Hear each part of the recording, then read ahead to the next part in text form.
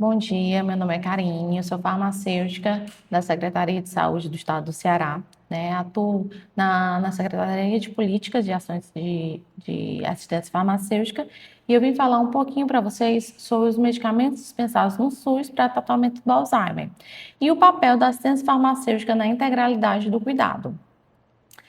Então, só para contextualizar um pouquinho esse papel, a integralidade do cuidado é um dos princípios fundamentais do Sistema Único de Saúde e busca garantir que o paciente ele tenha acesso a todas as ações e serviços de saúde de forma contínua e interligada.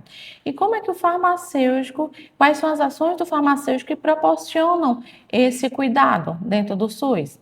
Primeiro, no acesso regular aos medicamentos. Segundo, no acompanhamento do uso correto desses medicamentos dispensados. Terceiro, na sensibilização da importância à adesão ao tratamento, né? Na hora que o paciente ele vai receber esse medicamento, ele tem as orientações corretas e vai entender um pouco mais sobre a necessidade da tomada correta no horário correto. E quatro, na garantia da integralidade do cuidado.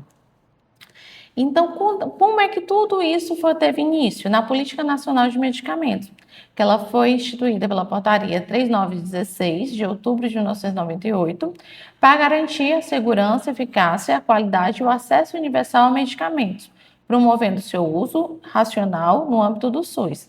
Quais são as diretrizes dessa política? A adoção da relação de medicamentos essenciais, a regulamentação sanitária dos medicamentos, a reorientação da assistência farmacêutica, promoção do uso racional de medicamentos, desenvolvimento científico e tecnológico, promoção da produção de medicamentos, a garantia da segurança, eficácia e qualidade dos medicamentos e o desenvolvimento e capacitação dos recursos humanos.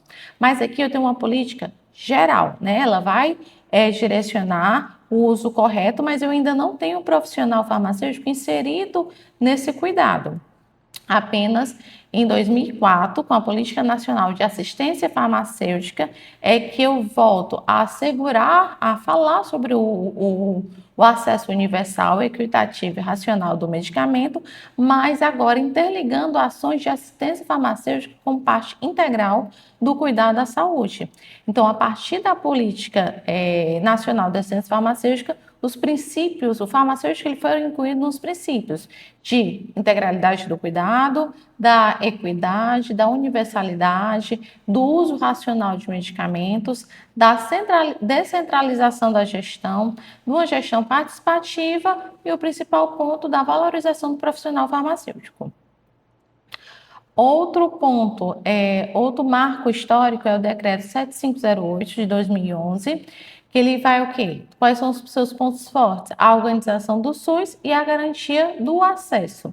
Então, o decreto, ele regulamenta a Lei Orgânica de Saúde, que vai fortalecer a organização do SUS, garantindo os mesmos princípios, né? A integralidade, a universalidade e a equidade. Mas o que é que modificou com o decreto? Antes eu tinha o quê? Esses princípios de forma assegurados de forma geral. Depois eu tive a inclusão do profissional farmacêutico. Agora eu tenho a estruturação do serviço, né, onde vai ser estabelecidas as regiões de saúde, facilitando a cooperação entre os municípios, né, facilitando aqueles princípios que foram falados anteriormente. E vai ser reforçada a RENAME, que é a lista de medicamentos essenciais com caráter normativo vinculado ao planejamento. Então, o que é a RENAME? É a lista oficial de medicamentos essenciais, né, que visam garantir o cuidado integral dentro do SUS. Ela vai ser a definição, nela vai ter a definição de quais os medicamentos devem ser disponibilizados em cada componente da assistência farmacêutica.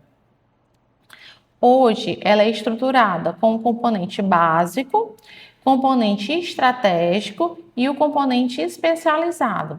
Quem é que está dentro do componente básico? Todos aqueles medicamentos que são dispensados no posto de saúde para cuidados gerais da população. Medicamentos para hipertensão, medicamentos para diabetes, certo? Já o componente estratégico, não. Ele visa o atendimento a doenças endêmicas, como a tuberculose, a malária. Então, todos os medicamentos dessas doenças de notificação, doenças endêmicas, estão dentro do componente estratégico. E o componente especializado era o anteriormente chamado alto custo. Eu tenho aqueles agravos de maior impacto orçamentário e de um cuidado mais longo do paciente, certo? Inclusive o Alzheimer, ele está dentro os medicamentos do Alzheimer estão dentro do componente especializado da assistência farmacêutica. Como é que ela é definida, né? A RENAME ela é definida a partir de critérios, a avaliação de eficácia, segurança, custo-efetividade e impacto orçamentário são os principais pontos avaliados para uma incorporação dentro da RENAME, dentro do medicamento dentro da RENAME. Alinhamento com os PCDTs, que são protocolos clínicos e diretrizes terapêuticas e decisões da Conitec, eu vou falar mais um pouquinho para frente para vocês. E revisões periódicas baseadas em evidências. Qual é o principal objetivo da RENAME? Padronizar medicamentos essenciais no SUS. Além disso, promover o uso racional e a segurança terapêutica, orientar a seleção, financiamento, programação e aquisição e reduzir desigualdades de acesso entre as regiões. Reforçando que a RENAME ela é estruturada a partir de evidências científicas, né, e a necessidade da população. Então, como eu falei para vocês, quem estrutura a RENAME é a Conitec. O que é a Conitec? Ela é a Comissão Nacional de Incorporação de Tecnologias no SUS. Ela foi criada a partir da Lei 2.401, de 2011, cuja finalidade é assessorar o Ministério da Saúde na incorporação, exclusão e alteração de tecnologias no SUS, garantindo efetividade, segurança, custo-efetividade e sustentabilidade. Quais são as principais atividades da Conitec? Elaborar, atualizar PCDTs, analisar evidências científicas, emitir relatórios de recomendação, realizar consultas públicas e apoiar decisões de financiamento da assistência farmacêutica. Como decide?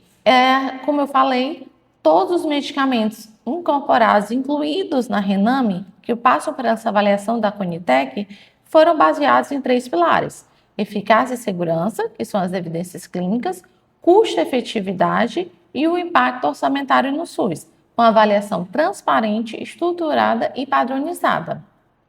E qual a importância para o farmacêutico da RENAME? Ela vai nortear, ela vai definir quais medicamentos entram ou saem do SUS, determina os conteúdos dos PCDTs e orientam o uso racional, a dispensação e a gestão de estoque e fundamentam as decisões da política pública. Pronto. E como é que ocorre a atualização da RENAME, dos protocolos, hoje dentro do âmbito do SUS? Qualquer sociedade civil ou instituição privada, como os laboratórios, eles podem solicitar essa incorporação, certo? Então, é feito um dossiê e é apresentado esse dossiê, essas informações sobre essa tecnologia de forma documental ao Ministério da Saúde. A análise ela é feita pela Conitec, como já havia falado, e é feita a elaboração de um relatório preliminar. Esse relatório, ele é avaliado e passa para uma consulta pública, onde qualquer profissional de saúde ou qualquer membro ou população em geral, ele pode participar efetivamente dessa consulta pública. Para posteriormente a gente ter uma análise das participações da consulta pública no relatório final.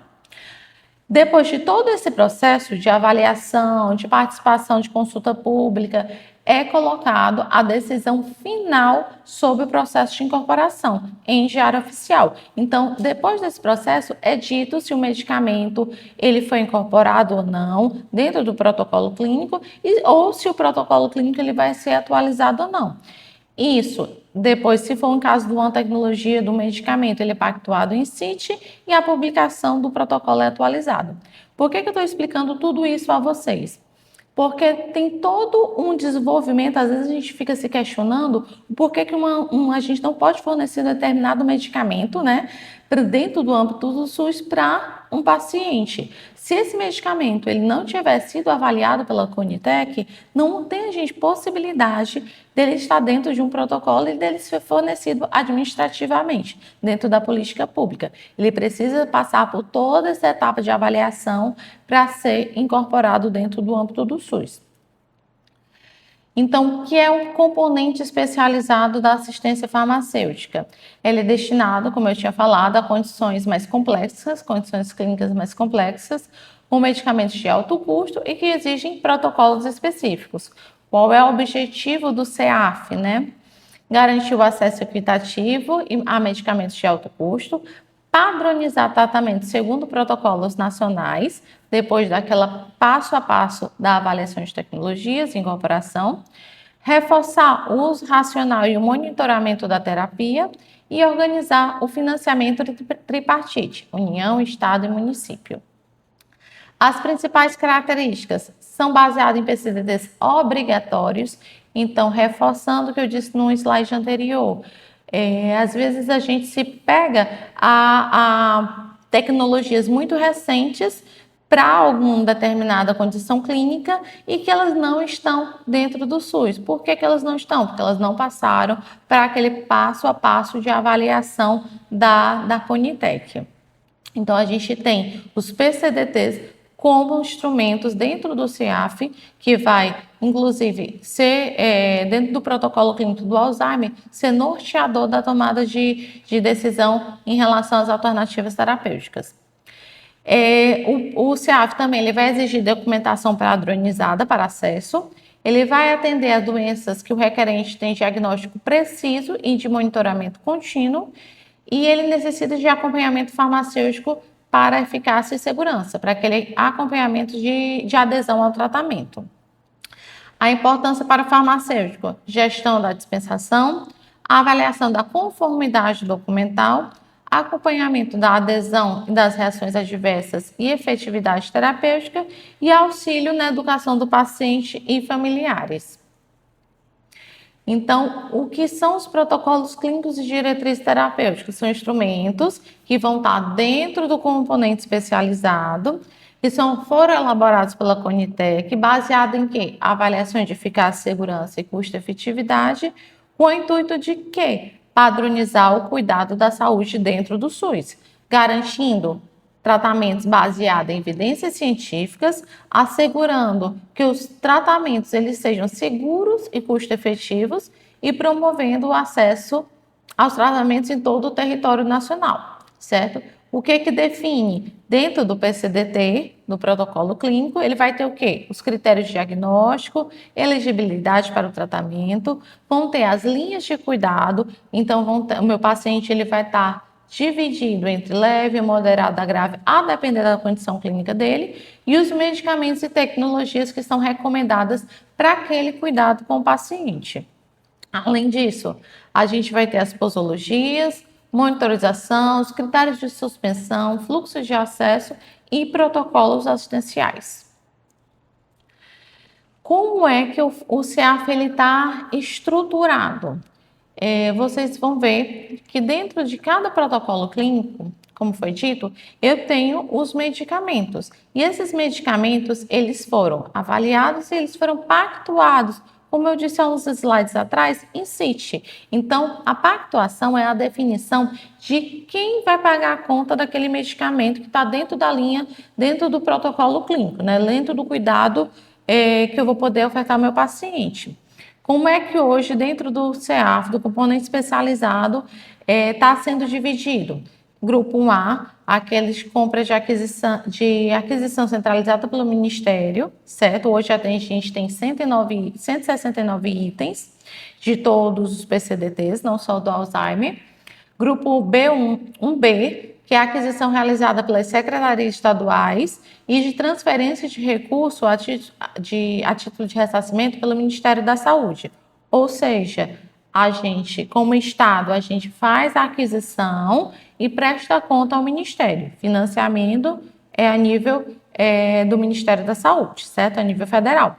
Atualmente, a gente tem 70 itens em todo o componente especializado nesse grupo, E o grupo 2, aquisição, financiamento, são responsabilidades das secretarias estaduais de saúde.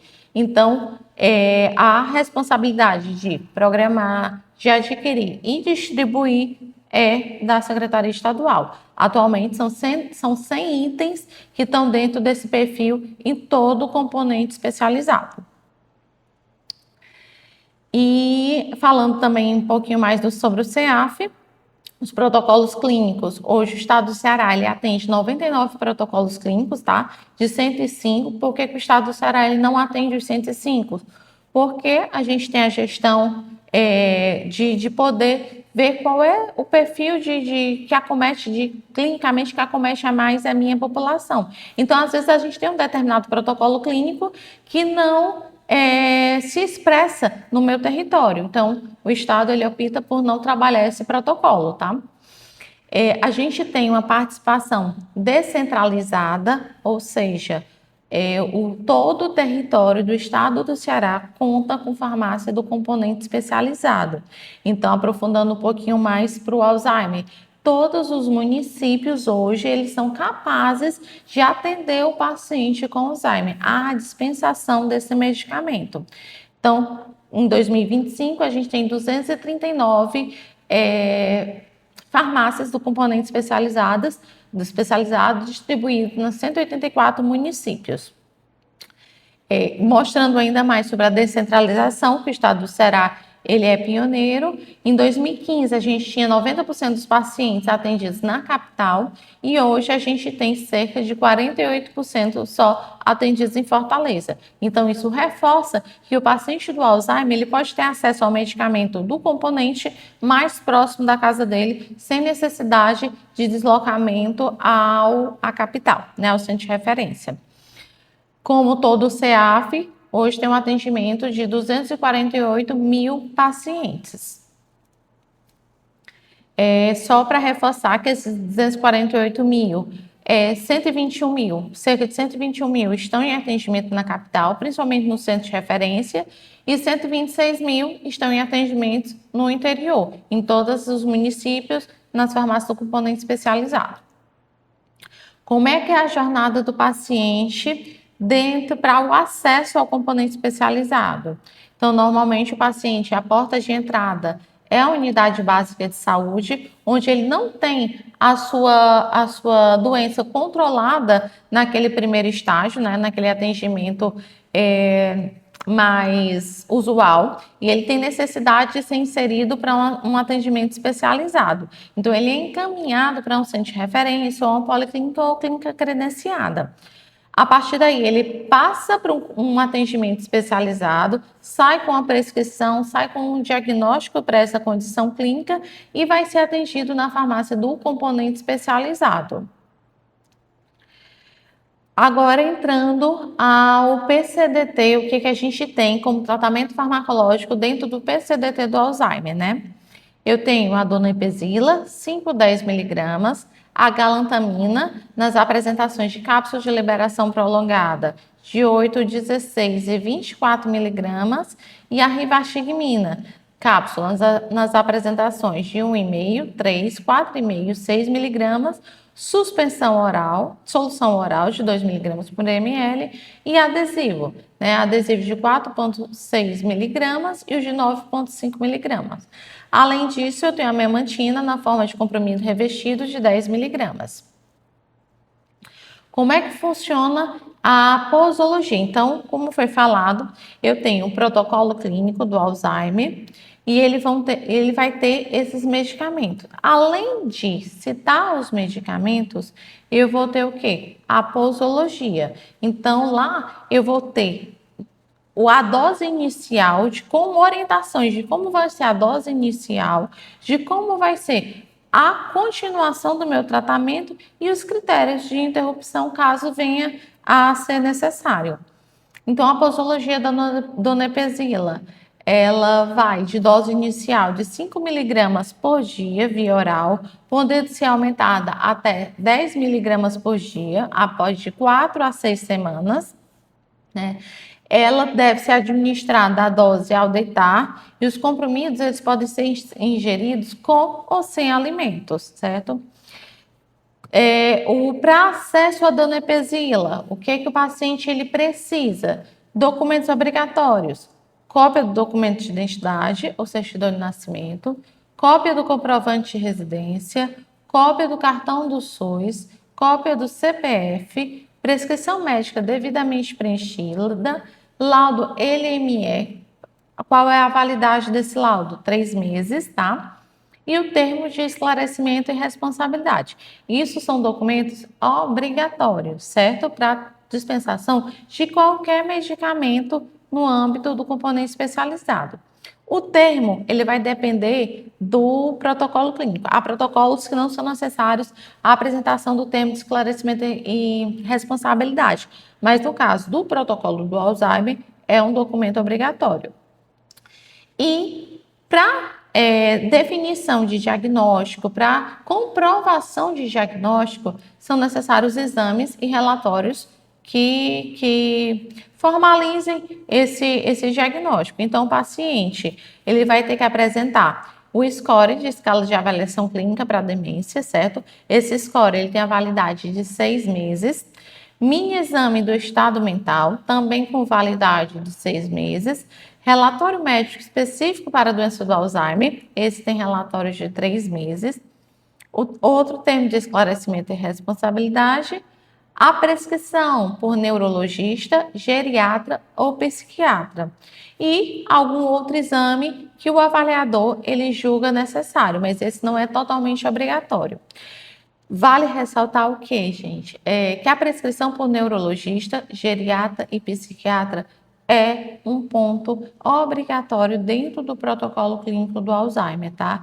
Então, para o diagnóstico correto, para a orientação correta e para a condução correta do paciente, o PCDT, ele traz essa recomendação, essa obrigatoriedade, né? Uma recomendação. Então, para a donepezila, eu preciso apresentar um paciente, ele precisa sair com esses documentos para poder cadastrar dentro da farmácia do componente especializado. Se no caso for a galantamina, né? Galantamina, como eu havia dito, a gente tem as apresentações de 8, 16 e 24 miligramas. Tanto a galantamina quanto a donepezila, elas fazem parte do grupo 1A, do componente especializado. Então, lembrando que o grupo 1A é aquele de aquisição e programação do Ministério, certo? Qual é a função do Estado? Receber esse paciente, cadastrar esses documentos e apresentar ao Ministério. Então, mais uma vez, a importância da documentação correta, porque a gente vai apresentar essa documentação ao Ministério da Saúde para poder, de fato, ter acesso, ter o envio dos medicamentos que foram prescritos. Voltando aqui à galantamina, a posologia vai ter dentro do protocolo dose inicial de 8 miligramas por dia via oral, certo? O aumento da dose ele pode ser para 16 miligramas ao dia após 4 semanas e mantendo o mínimo por 12 meses. Aí um ponto importante,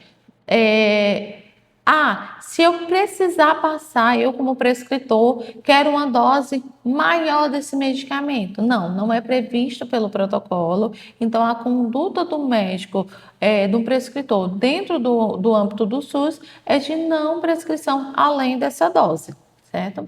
A administração da galantamina é pela manhã, certo? Preferencialmente junto com alimentos.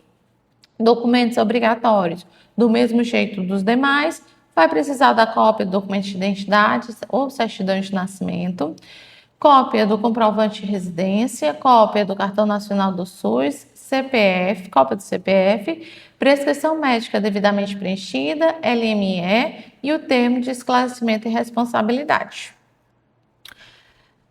No caso da galantamina, existem outros exames que são necessários para essa conduta terapêutica. Quais vão ser? Cópia da dosagem de creatinina. Pode ser uma cópia antiga, no máximo 6 meses. Mais do que isso, o paciente ele vai precisar passar por uma reavaliação. Dosagem de alamina aminotransferase, né? E da transaminase glutâmico, também de 6 meses. Dosagem da aspartato aminotransferase, também de 6 meses. Score da escala de avaliação clínica da demência. O mini exame do estado mental, que é conforme também a donepezila. Outros exames, eles também podem ser acompanhados, solicitados para acompanhamento do paciente, de acordo com a avaliação do farmacêutico que está fazendo essa dispensação. Há também a necessidade da prescrição ela ser feita por neurologista, geriatra e psiquiatra, isso é uma conduta do protocolo. Relatório médico específico para a doença do Alzheimer, totalmente preenchido, e o termo de esclarecimento e responsabilidade do PCDT de doença de Alzheimer. Esse tem validade também de 3 meses. Um terceiro medicamento que vai estar dentro do protocolo clínico do Alzheimer é a memantina, 10 miligramas, também pertencente ao grupo 1A, certo? A posologia, dose inicial, 5 miligramas por dia, via oral, sendo que o medicamento ele pode ser aumentar 5 miligramas a cada semana, nas 3 semanas subsequentes, até chegar a uma dose máxima de 20 miligramas. Um comprimido de 10 2 vezes ao dia. Assim como os demais, vão ser necessários documentos obrigatórios de identificação, certidão de identidade, comprovante de residência, cópia do cartão do SUS, CPF, prescrição médica devidamente preenchida, laudo, e o termo de esclarecimento. Exames laboratoriais, score de escala de avaliação clínica, mini exame do estado mental. Outros exames também podem ser solicitados, a depender da necessidade de monitorização. Prescrição médica feita por neurologista, geriatra ou pediatra. Relatório médico específico para a doença de Alzheimer e o termo de esclarecimento. Aí vocês podem questionar o porquê de tantos exames, de tantas regulamentações, para garantir que o paciente está sendo tratado de acordo com a condição clínica dele, para garantir que a avaliação ela seja sustentada mesmo na melhor decisão para o paciente, na sustentabilidade dentro do SUS. Então, sempre que o paciente ele precisar de acesso ao medicamento do componente especializado, ele vai ter que apresentar toda essa documentação numa farmácia do componente especializado. Esses documentos, eles vão valer 6 meses de dispensação. Então, o paciente, ele chegou lá com todos esses documentos, ele vai o quê? Ser cadastrado, certo? Esses documentos, eles vão passar por uma auditoria, uma avaliação de um farmacêutico, para então ele ser cadastrado e validado dentro do sistema que a gente chama Horus especializado. Hoje a gente segue com Horus, que é o documento, é um programa do Ministério da Saúde, certo? De gestão dos medicamentos do componente especializado. Então, um paciente que venha precisar do memantina, ele vai apresentar os documentos, vão ser avaliados, vai ser cadastrado para que, de fato, seja agendada a dispensação. A dispensação é imediata, Karine? Não é. Porque a gente possui hoje atendimento, como eu havia falado, em 184 municípios. E como é que é feita a logística desse componente dentro do SUS? O paciente ele chega lá em Juazeiro do Norte com esse documento. Ele vai ser cadastrado, ele vai ser validado esses documentos, pronto, ele vai estar no sistema. A partir daí, o município do Juazeiro, ele sinaliza para nosso CD, nossa gestão centralizada, que tem mais esse paciente. Tudo isso é feito dentro do sistema Horus especializado, certo? Então, esse paciente ele vai ser visualizado dentro da assistência e vai ser programado o medicamento dele. Dentro do centro de distribuição da Secretaria Estadual, tem um estoque de reserva, onde vai ser destinado a esse paciente que está recém-colocado dentro do SUS. Mas precisa do tempo de deslocamento do medicamento. Se for a depender da logística do município, ele pode ser atendido em 15 dias, sim, mas aí a gente dá o prazo de 15 a 30 dias para o medicamento ser de fato dispensado. Então, para isso, precisa o entendimento também de quem está acompanhando o paciente lá na ponta, de informar ao paciente, né? De deixar ciente que ele vai ser cadastrado, que ele vai ter esse atendimento, mas que precisa, pelo processo de logística, precisa de um pouco mais de tempo. Voltando aqui, a rivastigmina é o nosso quarto medicamento, né? Ele vai estar nas apresentações 1,5, 3, 4,5 e 6 miligramas, também do grupo 1A. Então, todos os medicamentos do Alzheimer vão ser de compra centralizada pelo Ministério da Saúde. A posologia da rivastigmina, ela vai de 3 miligramas por dia via oral. O aumento da dose, ele passa para 6 miligramas por dia após 2 semanas e pode aumentos subsequentes para 9 miligramas e 12 devem ser feitos de acordo com a tolerabilidade e após um intervalo de 2 semanas. Então, a gente precisa de um acompanhamento do paciente, principalmente no caso do uso da rivastigmina, tá? Documentos obrigatórios, do mesmo jeito, os documentos de identificação, documento de identidade, comprovante de residência, cartão do SUS, CPF, prescrição médica devidamente preenchida, LME e o termo de esclarecimento. Eu tenho também os mesmos exames dos demais, né? Tirando da galantamina, que tem uns exames um pouco mais específicos de monitorização hepática. Aqui não, eu tenho os mesmos, é o score da escala de avaliação clínica da demência, o mini exame do estado mental, outros exames solicitados também podem ser, os exames também podem ser solicitados para o acompanhamento desse paciente. A prescrição, mais uma vez, precisa por esses mestres, essas especialidades, por conta de um acompanhamento mais seguro desse paciente. O relatório específico para a doença de Alzheimer ele precisa ser apresentado e o termo de esclarecimento. A rivastigmina adesiva, eu tenho nas representações 9 e 18 miligramas, certo? Ele pode, uma confusãozinha que a gente tem, inclusive na hora de dispensar, é porque a rivastigmina adesiva, ela vem na forma 9 e 18 miligramas, que o que é isso? É a quantidade de ativo dentro do meu adesivo, certo? E eu também tenho a nomenclatura do tamanho do adesivo. Então, eu tenho de 5 centímetros, né, quadrados e tenho de 10 centímetros quadrados. Então, outro ponto que a gente sugere que na prescrição ela venha na forma tanto da miligrama quanto do tamanho, para facilitar o entendimento daquele profissional que às vezes não tem tanta habilidade e vai dispensar, certo? Para que o paciente ele não retorne muitas vezes àquela farmácia por dúvidas de prescrição.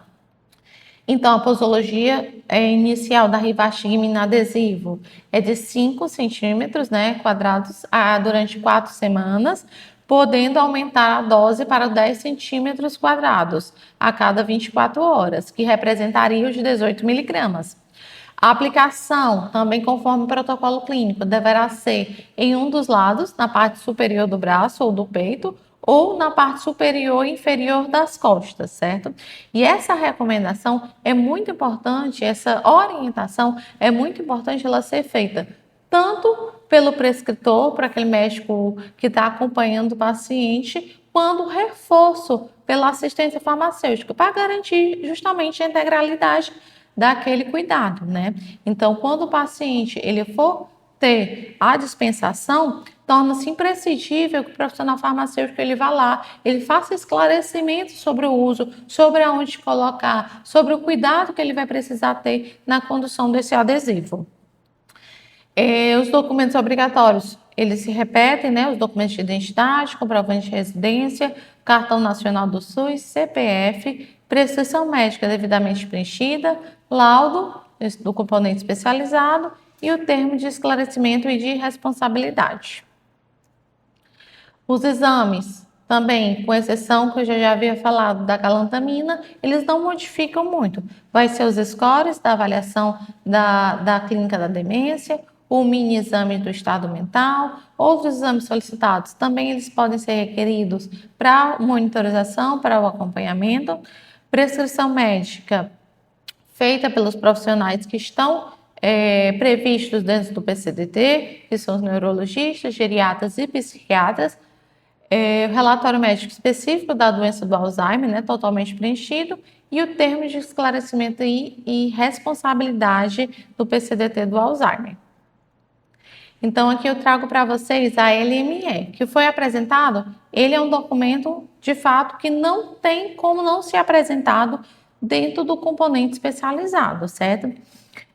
A gente tem alguns relatos, assim, alguns questionamentos sobre o uso desse documento, mas no protocolo, como é uma diretriz do Ministério da Saúde e há um acompanhamento que é regido pelo próprio Ministério, a gente não tem abertura de retirada. Então, Karine, pode ser só a prescrição? Não,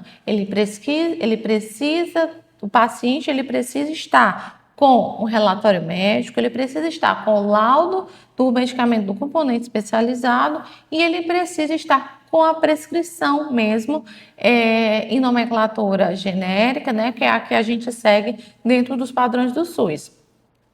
Então, aqui vocês estão vendo que esse laudo de solicitação, avaliação e autorização do medicamento, eles vão ter pontos com o asteriscozinho, que são pontos obrigatórios, tá? Quando o médico ele for prescrever, ele for fazer essa solicitação para o paciente ele ser atendido dentro do componente, ele precisa se atentar para o preenchimento de todos esses pontos com asterisco. Caso o paciente ele não venha com essa LME devidamente preenchida, ele não poderá ser atendido dentro do componente especializado. Então, ele vai causar o constrangimento do paciente ter que retornar à unidade, né, à consulta.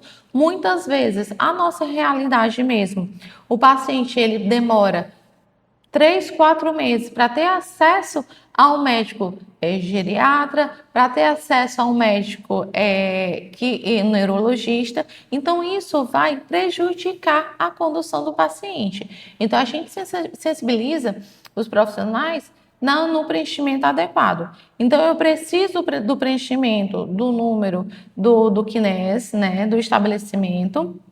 Eu preciso do nome do estabelecimento, o nome completo do paciente, o nome completo da mãe do paciente, peso do paciente, altura, todos esses são obrigatórios, tirando o nome do estabelecimento, mas o CNES né, como identificação.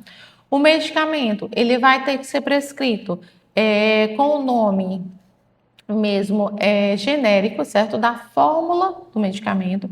Então, não adianta prescrever, a gente não pode receber como unidade dispensadora e avaliadora desse laudo. A gente não pode receber um medicamento, uma LME dessa, com o nome comercial, certo? Por quê? Porque a gente está dentro do SUS e o SUS preconiza que os medicamentos sejam prescritos pela forma genérica. A quantidade, ela vai ser colocada nessa parte da quantidade solicitada por mês, primeiro mês, segundo mês, terceiro mês, quarto mês, quinto mês e sexto mês, certo? Quantidade total de medicamentos a serem dispensados. Voltando a lembrar, todo protocolo clínico, ele tem uma quantidade máxima daquele medicamento. Então, é outro ponto que o profissional que está lá na prescrição, ele se atentar, né? Para não prescrever além do sugerido pelo protocolo, porque a gente não vai ter como cadastrar esse paciente nem autorizar, certo? Principalmente envolvendo medicamentos do grupo 1A e do grupo 1B, certo? Que é muito fechado do Ministério da Saúde. Então, não tem condição da gente prescrever, esse paciente ele já faz uma dosagem maior do que o previsto pelo protocolo. A gente, como SUS, a gente não consegue atender essa demanda além de protocolo. Outro ponto muito importante é o CID, certo? Atentar. Dentro do protocolo clínico lá do Alzheimer, eu vou ter os meus CIDs correlacionados para atendimento desse paciente. Então, às vezes, eu tenho uma condição clínica muito parecida, que diverge poucos pontos dos CIDs. E isso, sim, é impeditivo, porque a gente tem um documento norteador. Então, eu preciso, na hora que esteja prescrevendo, atentar se o sítio que eu coloquei dentro do laudo de solicitação, ele é previsto dentro do protocolo clínico. Ele é possível do meu paciente ser elegível, certo? Outro ponto obrigatório é a anamnese bem sucinta de como é que o meu paciente, uma condição geral do meu paciente, né? Também deverá ser assinado, colocado o nome completo, data de solicitação com carimbo e assinatura do médico. Outro ponto obrigatório, certo? Que esse aí foi mais recente, incluído no processo, é a raça, o tópico raça, cor e etnia, que são são de marcação obrigatória, tá? E é isso, certo?